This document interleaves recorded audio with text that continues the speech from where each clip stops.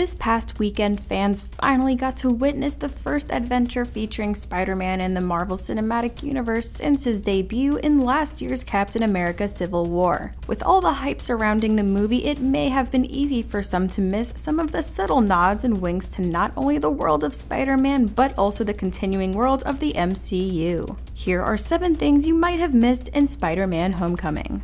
Some were confused by the timestamp that we now have for the events of Spider-Man: Homecoming, mainly because the opening scene, which appears to take place mere months after the Chitauri invasion of Earth from Avengers, only to feature a title card saying 8 years later. Realistically speaking, the events of Phase 1 and 2 would have been spaced apart differently than what they actually released, but Vision did mention in Civil War that it had been 8 years since Stark had revealed himself to be Iron Man. Iron Man released in 2008 and Civil War in 2016. Checks out, right? It's more likely that this revelation just proves that Iron Man may have taken place earlier than 2008.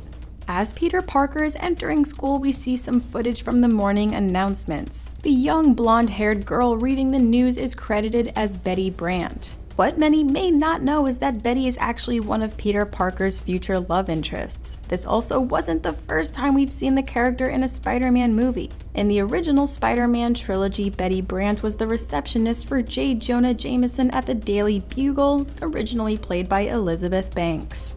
This movie was loaded with hidden villains. One that you may not have realized was actually a pretty major player in the comics was that of Vulture's man in the chair, Phineas Mason. Mason is actually known as the Terrible Tinkerer, a technological genius who uses his knowledge and proficiency in robotics and engineering to combat Spider-Man.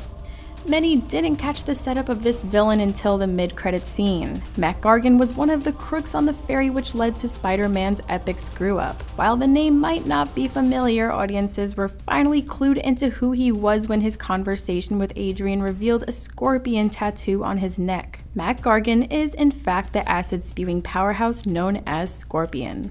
Fans were pleased to discover last year that Donald Glover had been cast in the newest Spider-Man movie. Considering he had been part of some hectic fan outcry when he passed up to play Peter Parker back in The Amazing Spider-Man, many were hoping his involvement would be for the fan-favorite web-slinger Miles Morales. While he instead played a criminal, he actually still has a connection. His character Aaron Davis will eventually become known as the villain Prowler. Prowler is actually the uncle to Miles Morales, meaning we may actually get to see him at some point, but maybe not for a while.